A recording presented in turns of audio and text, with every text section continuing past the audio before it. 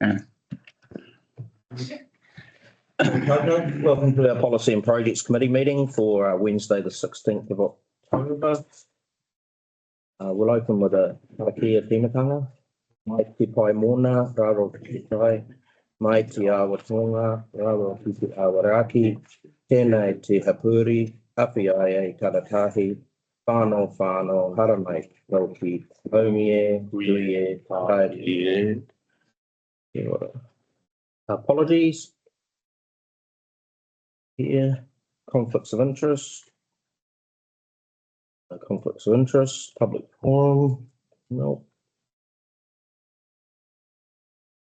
Confirmation of the minutes. I'm happy to move it. The minutes of the Policy and Projects Committee meeting held on 7th of August 2024 are true and correct. Have a second. Thank you, Councillor Gallen. In favour? Aye. Okay.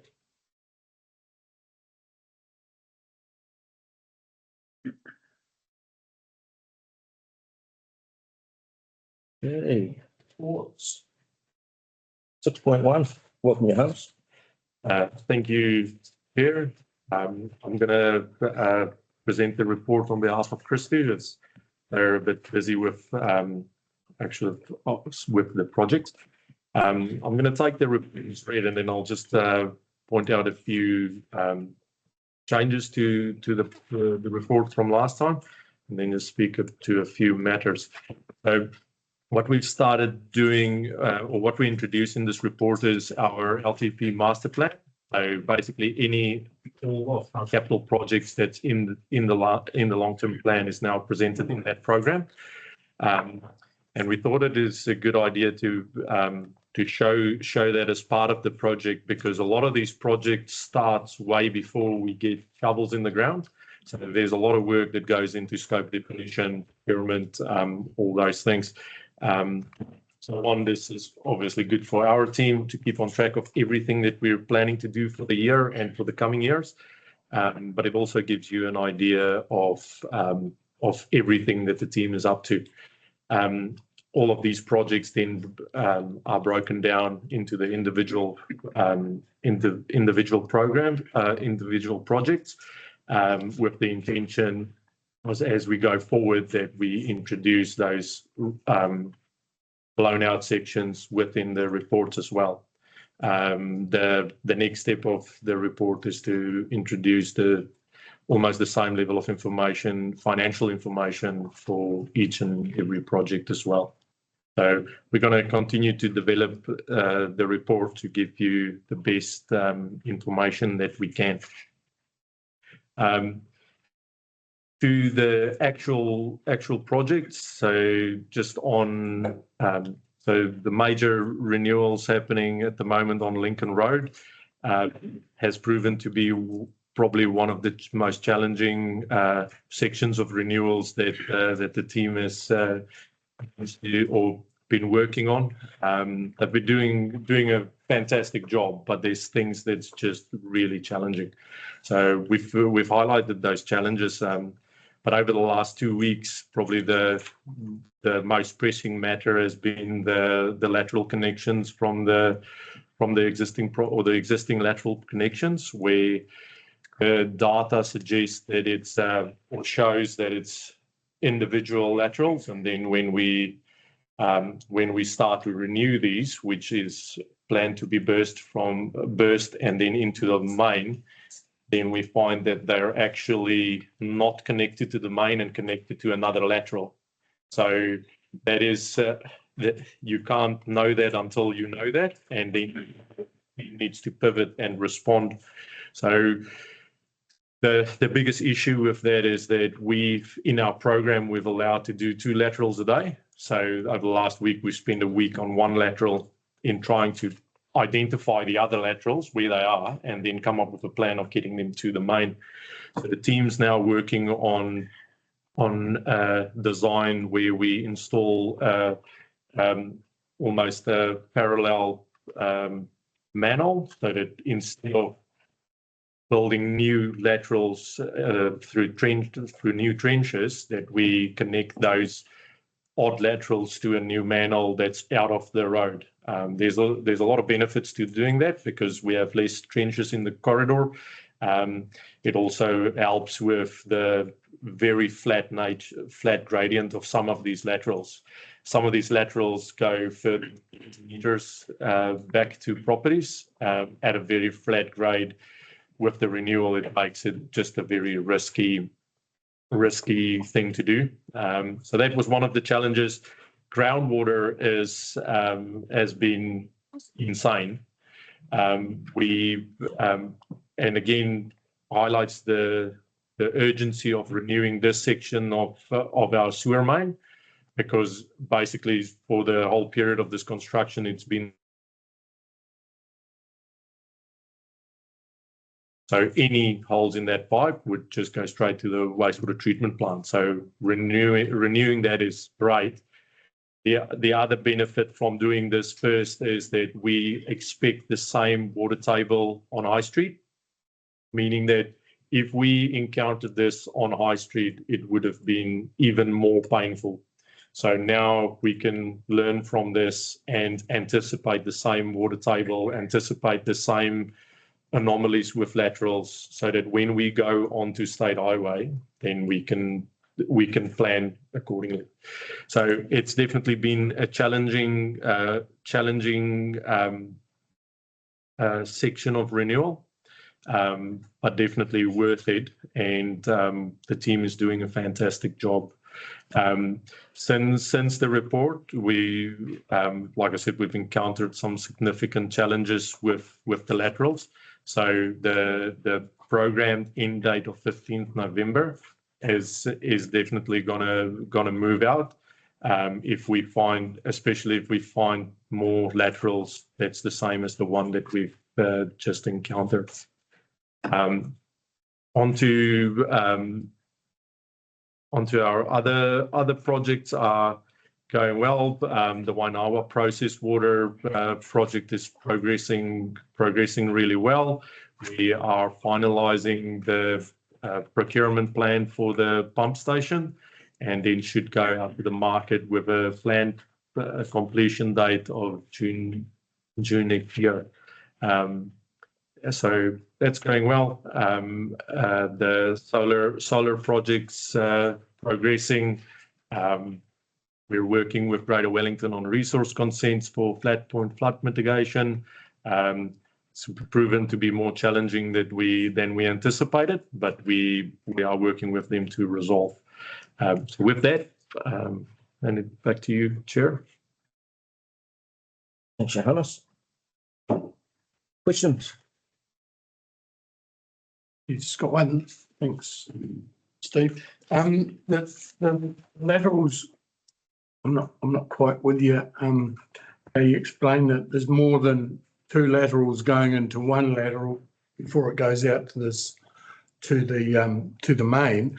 Johannes, is that because there's been more subdividing, and instead of people taking their own lateral out, they've taken a shortcut and gone into the system? Or so under 44 NZS 444 and the building code, and just our practice, we would not normally, or the team as it is now, would not allow a connection like that. You would have every property on its own connection. These connections are historic, so they obviously complied at the time. In the past, there has been different, like the quality of data received from developments and builders were varying in quality, and then also the capture of that data was probably not as good as it could have been. One, it's not good practice to do that unless you've designed for that. And two, it wouldn't necessarily be allowed for now unless it's designed for specifically for that. And then two, over the last 3 years, we've made a massive effort improving our data quality of all new and existing assets. Thank you. Question. Sorry. So the historic data collection contributed quite significantly to not knowing what's underground? So it's a combination of as-builts received and then transferring of as-built data into the asset management system. So there's a few moving parts, and it's easy to get a lot of that wrong. And then obviously it's not easily found when everything's buried. So for instance, a design might be approved. It might not be built according to the design, and unbeknownst to the people receiving data or providing the data, it then gets entered according to a design. So there's a few things in there where it could be poorly done. We've put in some processes to try and improve that. But data quality, data completeness and data quality is always a moving feast, and something that we're constantly working on. Just on that, Johannes, council would just in the last 3 years or so have made a decision like that. That's not historic, putting in a joint lateral. So two properties. So if the capacity allows, so the first thing that we consider is if obviously the capacity of the lateral needs to be able to allow for both, for all the dwellings that's attached to it. And if the capacity is suitable, then it can be done, as long as the design allows for it, as long as it's then transferred into the asset data, or the asset data is transferred into the management system, so that we know that it's there. But you wouldn't let all of these things add together the way that it has. Okay, I'm just curious about that because it was only done 2 or 3 years ago, 3 years max, I would say. So I'm just curious if the lateral was put in by council with a parallel lateral to the parallel road, I'm just curious why that would need to now be changed to a singular lateral going in if it was already there and already put into specific size. What are you referring to? What? Just on Lincoln Road, just Which property? we're talking about laterals on Lincoln Road. So if the laterals, so if our data, if GIS is showing that the lateral is connecting to the main, then the team will plan to burst the lateral and to renew it in such a way. So what we've found is that we would start and then it doesn't go through, then it needs a new section of pipe.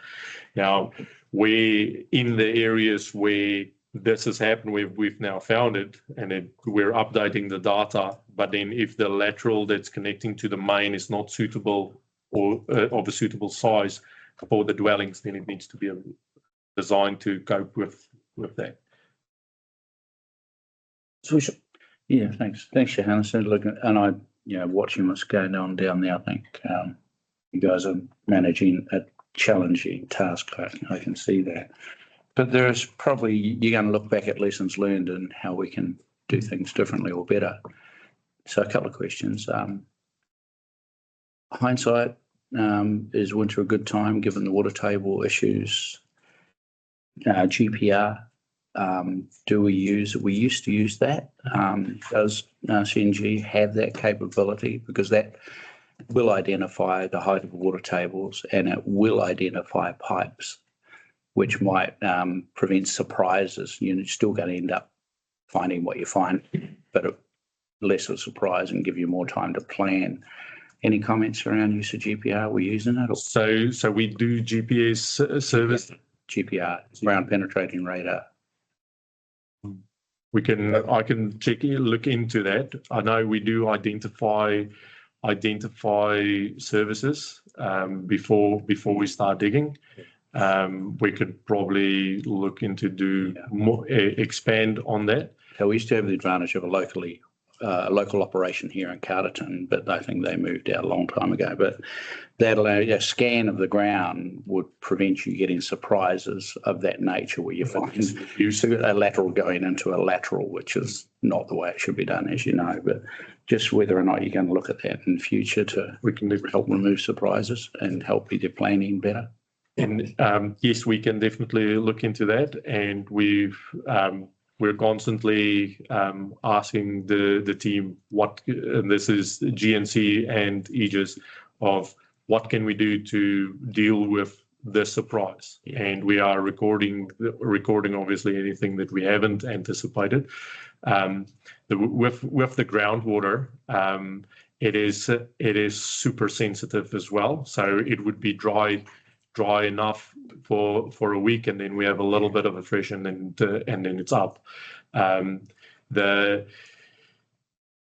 terms of the timeline, I agree winter is not the best time, but in terms of the scope of work that we have for renewals, we will be in the ground probably for most of the year, for the scope of work planned between all our renewals in terms of sewer and water.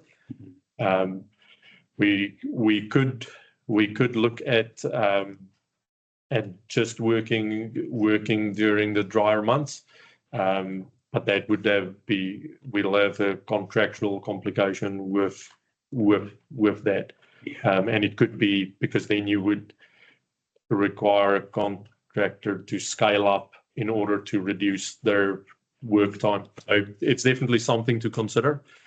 We have considered stopping Lincoln Road and coming back in the summer, but at the same time, after this, we're going into Brooklyn Road for the water main. So it's gonna be similar, even though the water main is shallower. It's going to be similar conditions, especially with the very high water table on that and the vicinity of the stream. Yeah, I guess the good thing about it is it does reinforce what we know about what we've been saying with the AAG and with local water done well, the uncertainty about people's LTPs if they don't truly know what their underground infrastructure. If we're finding this with ours, I shudder to think what Wellington's looking like. Councillor Ayling. I just had a question with regards to the budget. You've said that the estimated cost to complete is 2.4 million. Is that significantly over what was initially budgeted for this? You've said there's been lots of tricky parts. So how far over are we looking for the project? We're looking for this section. I think the original estimate was 2.1, around 2.1 million. So it is definitely more, well, close to, if it's 2.1, I don't have the exact number. I think it's around 2.1. Yeah, so $350,000. We've asked the engineer and the contractor to treat these situations or these challenges as a variation to contract, so that we would so in a 3910 contract, a contractor would apply for a variation and say, this is out of scope, this is not normal, we need extra time, we need more money. We've asked them to start recording it in such a fashion. Now in 3917 contract, you wouldn't necessarily do that because it's a multi-year contract.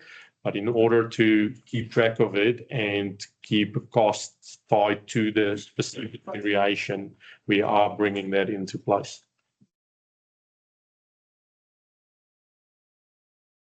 It's just a question back on your LTP master plan. For that network renewal in Lincoln Road, those dates on there are correct, aren't they? It started back in May, maybe even earlier with procurement. Yeah. So yes, because the procurement was done last year. So the goal of this was get all the LTP projects in So I acknowledge that there might be some of this, especially the ones that's already started. There might be some date issues there. But this will grow in accuracy, and I will get the exact starting dates.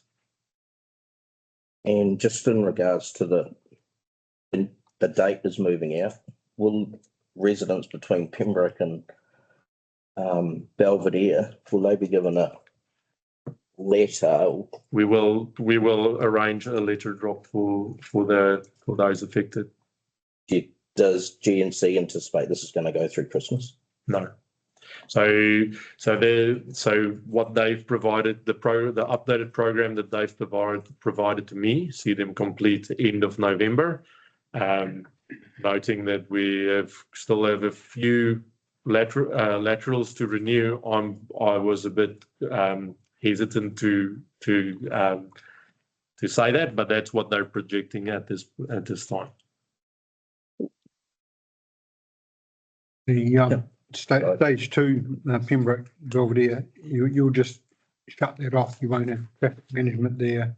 No stop go. It'll just deterred around Augusta Street. That is the plan. So where a road closure provides the benefit and is most practical, then we do it. So if on that section, there will be sections that we would have a stop and go, but for most of it, it'll just be closed. Councillor Ayling? With regards to the Wainawa processed water, are there any things that have cropped up since our last policy and projects meeting that have caused concern for you? Probably the newest development is that we couldn't find the exact design of the tank, but we've spoken to contractors that has built them and had built similar tanks in the area. And we've gone off those designs. One of the challenges is we need to get into the tank, and there's no lid or manhole or access to the tank. So the team we are getting quotes to install a new access into the tank so that we can clean it out and potentially seal it from the inside. With that, even though that was not part of it, we initially had estimate budgets in for tank strengthening. So it does align in that category. But that's probably the biggest unknown or biggest new thing at the moment. It's the project is still within the approved estimate. Something like that has eaten into the contingency allowed for, but we're still on track to deliver within the approved budgets. Supplementary to that, are you able to put in the next policy and projects, just if you're doing something on the Wainawa water, just to have a budget? Yes. My plan is, or the goal is to have for every project have the cost to date and approved budget and their program aligned within as we report on it. Yeah, while we're talking Wainawa, I noticed in the minutes that you're all right, or we're going to give any updates that might have transpired between the last meeting and this one. I think there was some comment you had about JNL's recent situation. No conversation. Post our Conversation. Yeah. JNL. Okay. Post our meeting, that was, yeah. Yeah, no, nothing further. Okay. Good. No further discussion, questions? One recommendation, that's that we've received a report. Moved by his work, seconded by Councillor Ayling. All in favour? All right. 6.2, Ruamāhanga Road. Thank you, Chair. I'm going to take the report as read, and again, you will note that the report looks a little bit different. What we've tried to do is to get the team to prepare one report that can go to South Warapa and to Carterton at the same time, just to be more efficient in our team's time. So we're currently sitting with 3 vacancies within the roading team. These current vacancies are from South Warapa side. They're actively recruiting, but we are finding it quite challenging to find the right staff for the roading team. So the roading team's under a lot of pressure. But even with that, we are right in the middle of the most critical time of our program. We're about so this report is up to activities up to end of August, but we are now probably 40% through our sealing program for the year. We're right at the end of the area or the rehabilitation of Millers Road. So the team's doing exceptionally well, even with the gaps. We are managing to still deliver on critical work. We try and complete our resurfacing before Christmas. That way we're not competing with resources in Wellington or the rest of the country. We're very fortunate that we can start sealing earlier in the Wairarapa, and it's always our goal to deliver before Christmas.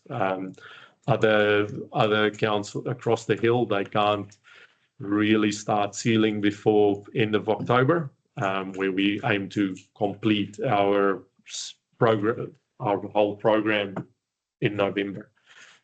That's good for us, and like I said, the team is cracking through it. They're doing really well. This week's weather didn't help, so you don't seal when it's cold like this. But hopefully next week we'll be back into it. Okay. That's your host. Questions? That's all going. And Johannes, this report from Ruamāhanga Roads is really good. I've read it a couple of times. Did you say that is a joint report on both councils' activities for the whole? So there's a lot of stuff in there from Southline. Yes, so in the report, it reports on both networks. Yeah. You will see the financials is only for Carterton. Yeah. We will include the South Warapa ones at a later stage. But then when we break down the work completed, it is reported on for Carterton and South Warapa separately. So you will see for July, it starts with the work completed in Carterton and then South Warapa. It's just when you've got such a vast network with so few staff, I want them to spend as little time in the office as possible and as much time outside on the network as possible. So having less reporting helps that. Thank you. Thanks, Ryan. I just had a question with the low cost, low risk. That was a government fund that has changed. Do you know, why would South Warapa miss out on any of that funding and we get all of it when it's a joint contract? So the contract doesn't have any bearing on the funding received. So we produce an asset management plan with key projects to then that then goes into the NLTP for approval. Our projects, apart from the fact that we've really toned it down of what we asked for, probably also aligned with the priorities within the GPS. But with that, we've secured a very small sum for safety improvements, and we will use as far as well as we can. It's not. It is much less than what we've asked for, but I would probably say we've asked for less and it aligns.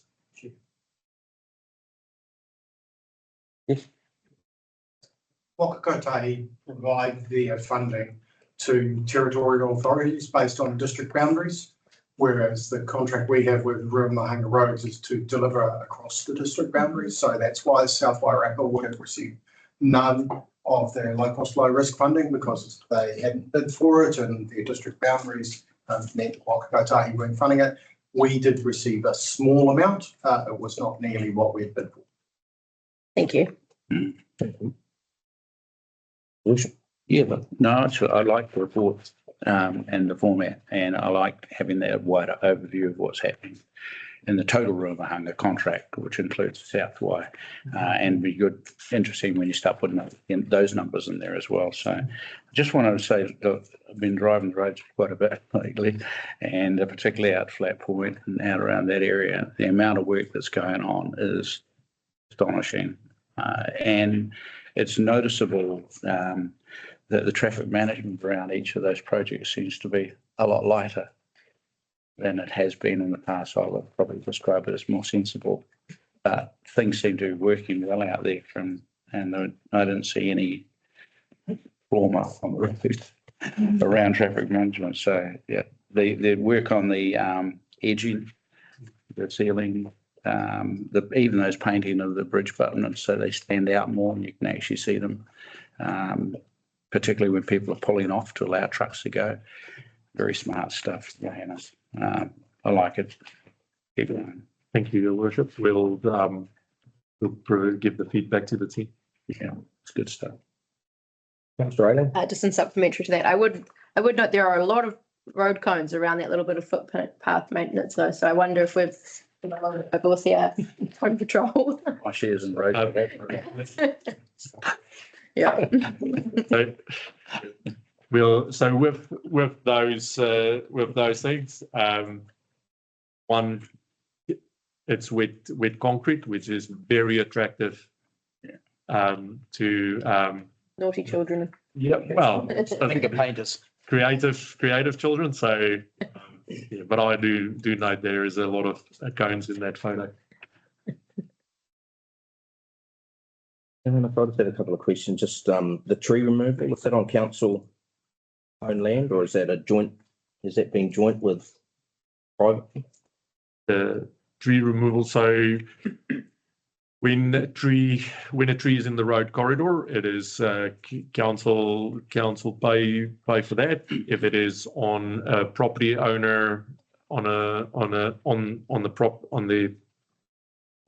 if it's on private property, then it's the responsibility of the property owner to carry that bill.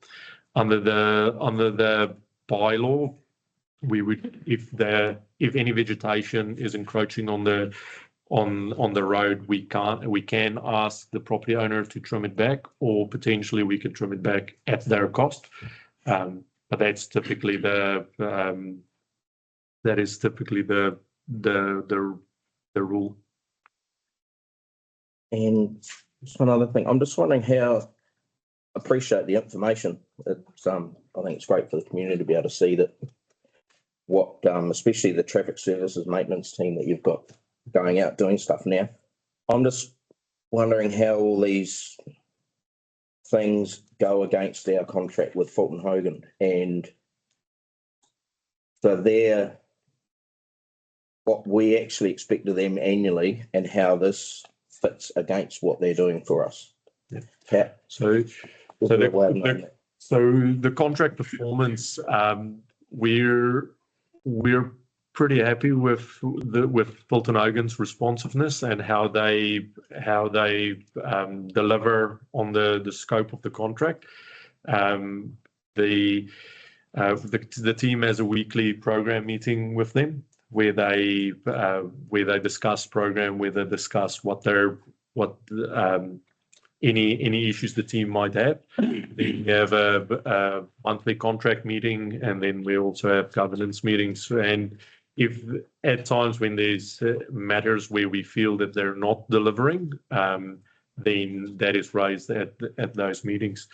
I've found Fulton Hogan to be very responsive and actually delivering on what we expect from them. That's great. Thank you. Any further questions, discussion? Yeah, only one. Millers Road, the intersection there. The people out there happy at the moment? I believe they're. Made it. Yeah, I know you had to make a little adjustment. I believe I'd be surprised if they're not happy.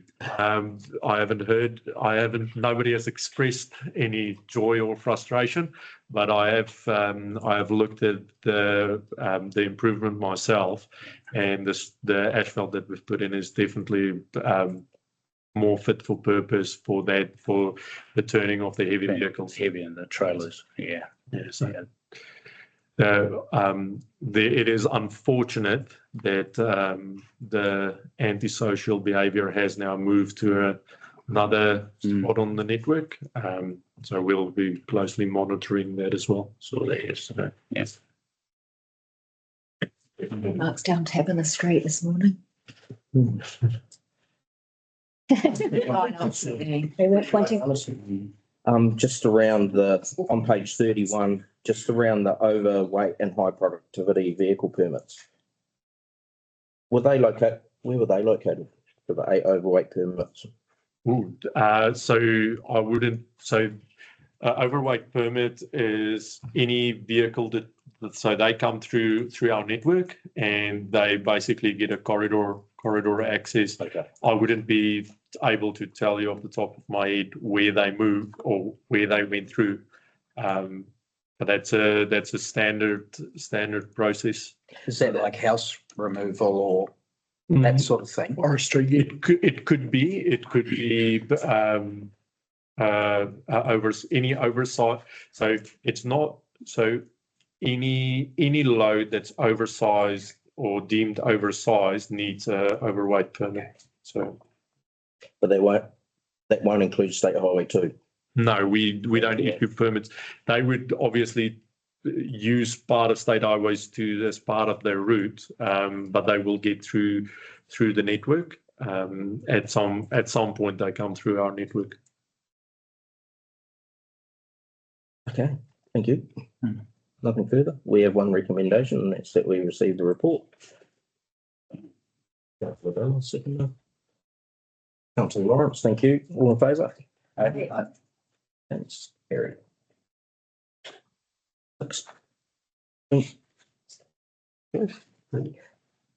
Welcome, please.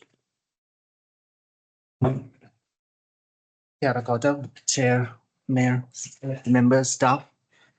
On the waste management and minimization proceedings going on in the last 3 months. And I take the report as read. As you can see in the summary that we are recycling more than we are landfilling, which is we'd like to keep improving as we go.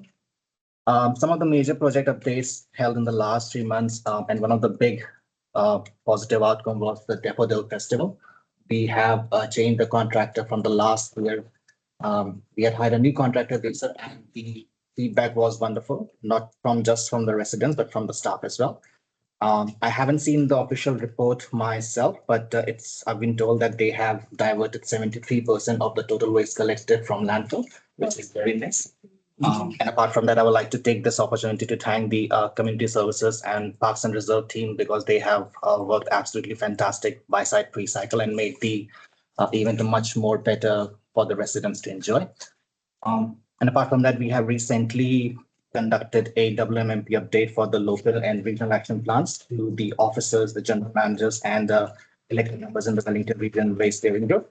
The feedback was deeply appreciated with the officers, and we are definitely looking forward to providing more and more update and keep in contact with elected members so that they can help us in reaching the WMMP goals in both region and local.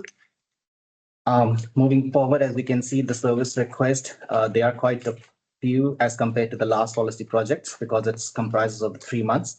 But just to give an update that more than 85 to 90% of the service requests in waste management form, they do get sorted out within 48 hours, so which is a very good sort of time track. Going forward, we do have certain new things that we would like to introduce, and we are working on it. For example, we are still in the initial stages, but we are currently analyzing some new sort of alternative rubbish bags in terms of Carterton district, so that it would be budget friendly as well as for the residents, but still in the early stage. But I just wanted to include in the meeting so that we can all be aware of. Transfer station, we are upgrading as we go. We have received very good feedback from the staff, from the residents, according to the signages and what some people do tell us that they would actually prefer to go to Carterton transfer station rather than any other in the Wairarapa, which is very nice to hear. Louise. And It's not really what. and also we are looking to install a few soft plastic actual recycling bins. We are still in the conversation with soft packaging forum to provide the bins, and then definitely probably in the next few weeks or probably in the next month, we will definitely see some bins around there. And yeah, apart from that, I'm open for any questions if anyone have any. A question, but I think it's a great idea having a soft plastic recycling at the event centre, somewhere central to town, because a lot of people getting down to the transportation, it's far, so it's great. So, Yeah, we have interacted with events. They have also appreciated the idea. So yeah, working on it. yeah, that's great. How big is the bin, Salish? It's just the standard soft plastic bin, which you can see in Masterton Countdown, just the standard one. I'm not sure about the size, but it's 200 liters. That's the, yeah. We're changing one from the transfer station one. It's the old bin, which would be the similar SPR bin, which will be the concept. That's the plan, but yeah, we'll get. So done. Thank you. So there's just a little bit of feedback from Daffodil Day. I was part of the Lions food caravan, and there seemed to be a lot of people were asking what the Lions where the rubbish bins were. Now, I know there was some down by the clock tower area, but on the corner there didn't seem to be that I could see many rubbish bins that people could use. There seemed to be a lot of people crowding there because of the entertainment that was going on right on the corner. So I'm just wondering if next year we can look at putting more there or in a more conspicuous place. That's it. I definitely take the feedback. Thank you for that. Because compared to last year, we have A lot more. 3 times or 4 times the bin. We have created some bin stations. On the top of my head, I can remember it was 10 bin stations around the town we have created. But at the same time, yes, it is a feedback we have discussed in the event debrief as well, that we do need more bin stations. We do need more signages for people to actually see that where they can actually go and put the waste and recycling separate. Yeah. So yeah, it will be definitely improved next year as well. Good, thank you. Thanks, Riley. Question with regards to the community workshops for waste management. Is that something you envision becomes a regular thing that we put on every year, that people get educated on how to better compost or recycle? Yes, it is. So in terms of the community education, this is one of the objectives of our WMMP plan, and not just Carterton, but all the councils, Wairarapa, and all the 3 officers are working very dedicatedly towards it. So we have put down a sort of list that when do we require these sort of educations, whether in terms of workshops, whether in terms of seminars, or whether in terms of online proceedings or going to the schools. So there is a project plan accordingly to that. And then, of course, we are so dedicated to do it not only just year-wise, but maybe quarterly or sometimes. So it just depends on type of workshops that we want to do. Councillor Williams. Yeah, I just really just want to comment on the waste minimisation grants process that's underway now, and I guess interaction between Savesh and Glenda's team. Some of the applications that are coming forward, I think, even though they probably fly under the radar, I think we're going to see some real benefit for Carterton going forward. Some of these initiatives get off the ground. So I just wanted to compliment everybody involved in that and managing the applications and making sure these projects get off the ground, because I think, as I say, I think we're going to see the benefit in and around the village and the greater district over time. So it's a good use of the resources. Thank you.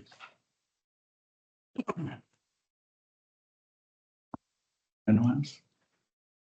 Your Worship. Yeah, Mr. Chair. Look, great stuff. It's great stuff. The difference between the photographs I've taken a few years ago to where it is to the photographs I take now, it's just chalk and cheese. It really is great stuff, and it emphasises a high level of professionalism. And I think the initiative that you took on Daffodil Day was just outstanding. The numbers here don't lie. The numbers show that we're making good progress, and the ease of access into the transfer station and the way in which people are responding to that is really, really clear. Concerned, did we lose Louise from down there? She moved? No? Just checking. So Louise is a Earthcare staff member. They have not communicated that she's moved. Okay. She might be on leave. Just asking because there seemed to be a quantum jump when Earthcare put her into there, which we were the benefactors of that, and it stands out really, really well.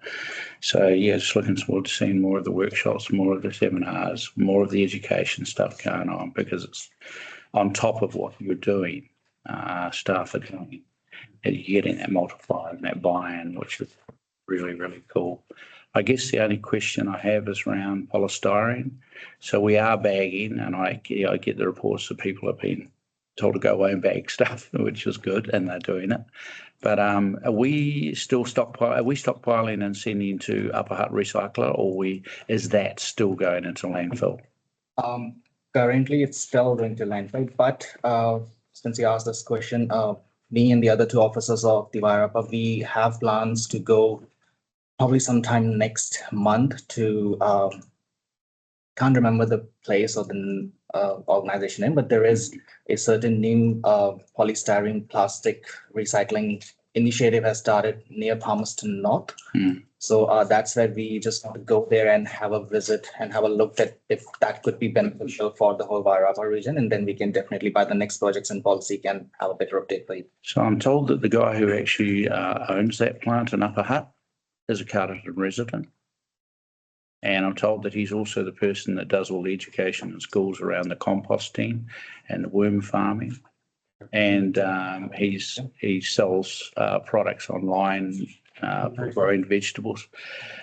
Do you know? Richard, I'm digging for it myself because I've got a stockpile of polystyrene I want to get rid of. Yeah, but is he worth, if you can find his contact details, because it might be you look at both the Masterton solution or the Palmerston solution and the Upper Hutt solution and judge for yourself which is better to use. I don't know. No, definitely. We are open and we are looking for different options to actually reduce the waste and do the good things. If I can find him, I'll let you know. Thank you. Just on that, His Worship, I believe, Shane Gray from Quality Demolition, he owns Bentley in Marston. It's a new recycling depot in Marston. I believe he may be setting up a polystyrene recycling plant. Stars are aligning, gentlemen. Grab it. It's great. Good work, though. Great report. Great results. Fantastic. So, Lisa, I just had a question around the 67,500 we received from MFE, which is fantastic for our curbside feasibility study.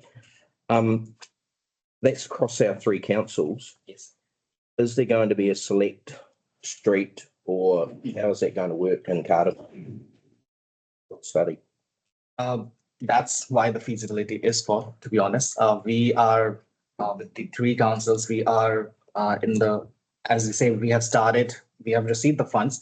And what we are trying to do is we are trying to analyze that what are the better factors and how can we actually collect it? How can we educate the residents in terms of what do we want? Do we want forgo waste? Do we want only food waste or green waste? So these sort of studies, that's something which we really want to do. And that's why we have applied for the feasibility to make sure that what is the steps going forward if we want to collect it and how we do want to proceed. So it's the initial stage. So if I may add, the detail or the scope of the study hasn't been finalized yet. And that's what the team still needs to work on and then present to management before we go ahead. Okay. So, thank you for that clarity. Anything further? We have one recommendation, and that's that we receive the report. Move that. Do we have a second? Thank you, His Worship. All in favour? Aye. Thanks. Thanks, Sadish. Next we have 6.4, solitaire. Now, resource consent update.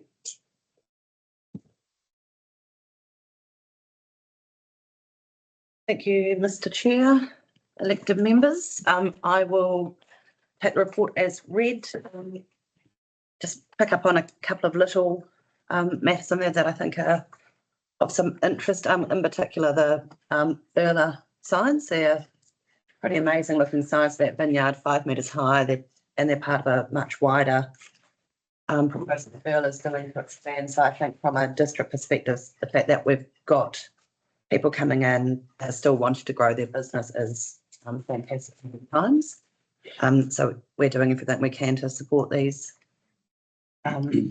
projects. And you will note, I thought I'll just discuss this one before I get asked the questions. You'll note the 25 hectare solar farm at Cornwall Road.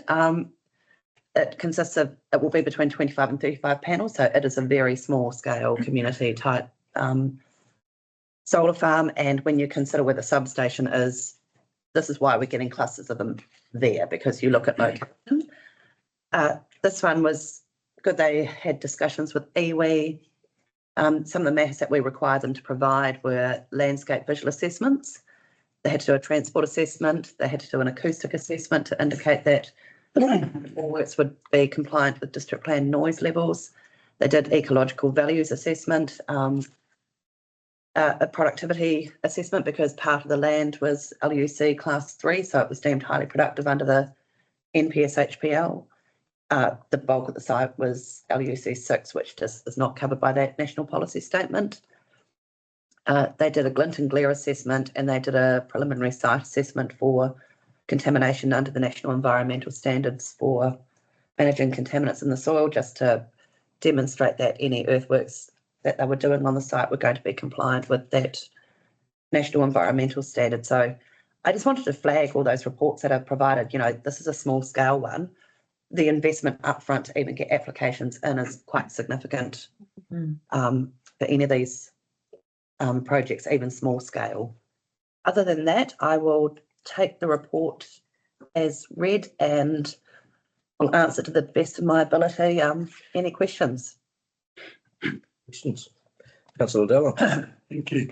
Yeah, sorry, a really good report. The Urla signs that you're talking about are down at Their entrance. The sign that they have got up, and I've been asked by a couple of people, the sign that they've got up on the corner of East Taratai and State Highway, is that permitted? It's on private land there. Is it permitted, or is it an illegal sign? Because I know in the last training we had trouble with signage in that area. Yeah. Off the top of my head, I can't answer that, so I'm happy to get back to you on that one. Yeah, okay, thank you. And the other thing that I've got on page 42, and it's quite topical when I was reading this last night about the relocated houses and consents granted.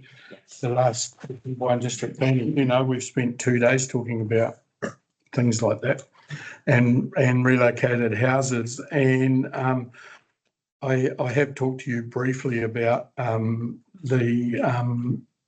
bonds that combined district plan are looking at staying with, and it seems to be that it's a minority of councils in New Zealand that are doing that now.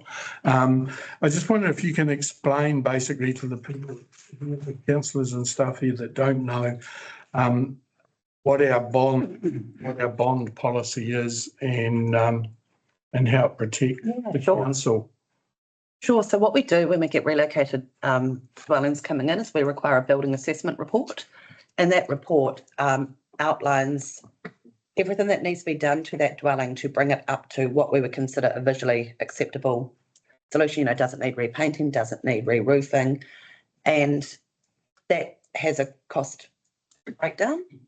So we will then look at that and assess it, because at present, any relocated dwelling requires a resource consent. The change has been proposed at the district plan. I'll just touch on that because I think it's part of that wider conversation, is that relocated dwellings will go as a permitted activity, so we don't have to spend our time consenting them. But they will be subject to performance standards, and one that's in contention at the moment between heavy haulage and the councils is a performance bond. And a lot of councils have removed that. So that's a decision that the commissioners will be making at some stage in the future. But where we sit at the moment, bonds can be annoying to manage if they're small. There's potentially more admin managing a bond than what it's worth. So generally with CDC, we will not take bonds on relocated dwellings for small amounts like 2,000 because it's very low risk. If they get up around over that 10,000 for the relocated buildings, we will consider taking that bond for the relocated dwelling, because that then does ensure that generally the dwellings will be brought up to standard within that 12-month timeframe as required by the resource consent. And if there's a financial incentive that people get their money back at the end, they generally are compliant. What I do find is a lot of the ones that come in, the reinstatement work might be just fixing, spouting, some of the baseboards, things like that, and the cost of that remedial work is, $1,000, $1,500. It's going to be done. You've still got enforcement provisions under the RMA anyway, but I'd rather not tie up half my team doing a whole bunch of admin for $1,500. So as a principle, that's where we tend to sit with the bond situations on relocated dwellings. Thank you. I've got a supplementary. Sorry. Can I do a supplementary? Yeah. So there's a 12-month limit on reinstatement for relocated dwellings. It's assessed on a case-by-case basis. Predominantly what we try and do in the urban area is have a 12-month timeframe, because they're generally more visible in the urban area because they're set back 5 metres from a road. In the rural area, we sometimes will extend that out to 24 months because, they're often 25 metres on the road, and really they're not as in your face. Yeah. Yeah. So how easy is that to enforce for council? To be honest, it's a little bit of a trust, and we expect that people do the work. Going down the enforcement path does involve going to the courts, and it does involve spending ratepayers' money to enforce it. Yeah. Oh, just in terms of the solar farm, how many panels did you say there on 25? 25 to 35 panels. 25 to 30, is that 25. that's like 1 panel per hectare? Yeah. Remember that they're long. Each panel's a hectare.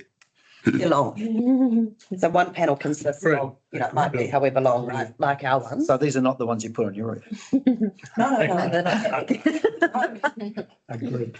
No, they're generally like 1 metre wide. Yeah. And they'll go about 2.5 metres at a full tilt. And they're long rows of them. Like if you actually go back to Johannes's infrastructure report, where he shows a diagram of the small, I think 3,000 square metre ones that we're using to supplement power at our wastewater treatment plant. That gives you a diagram semi of what they look like. So they're long panels and rows. 4,000 houses though. Yeah, I don't understand that arithmetic, but it doesn't really matter. You're thinking of 1 panel like that. Yeah. We're thinking of 1 row. Intertwined with a row of panels. Yes. Yeah. So when we refer to it, it's long rows of panels that are all joined. So Make one. Okay. and so we're talking 25 to 35 rows, and they're all interconnected. So when they rotate, they're not individual. No, because Otherwise, I know the math. You were picturing a tiny little panel per hectare. yeah. The native panels to power one house. Councillor Ayling. I just had a question with the movable houses. Is that just for relocated houses or for transportable new builds as well? No, it's only for relocatable. So what we classify as transportable are your kit set homes that are built off-site and bought on. Yeah. They're still subject to a vehicle crossing bond, which is about reinstatement of footpath damage. Yeah. No, so they don't require a consent because the RMA is all about that visual effects of relocated buildings. Right. Thank you. On the subdivision consents 1 and 2 on Chester Road, are they, I'm just curious, is that the same location / owner? Sorry, page 39, top of 39? No, just very similar. Very similar application. And you'll note the anomaly there of 2 at the extreme activity statuses. Yeah. During that transition of the plan being non-complying Yeah. under our operative plan, even though those rules are not operative and controlled under the proposed, but note that there are only 2 lot subdivisions, not 18 4-hectare lots, which we were seeing. Yeah, that they just, it's kind of jumped out at me, having just done 2 days of hearings on the rural chapter. Yeah, thank you. Any further questions, discussion? Thanks, Althea. We have one recommendation that we received the report as a mover and a seconder. Thank you, Councillor Cherry-Campbell, and seconder, Councillor Ayling. Thank you. All in favour? Aye. Thanks. Carried. Thank you, Mr. Chair. Okay. The end of our meeting. We have the Karakia Whakamutunga. Grace, would you mind sliding the, Oh, yeah. please? If you want.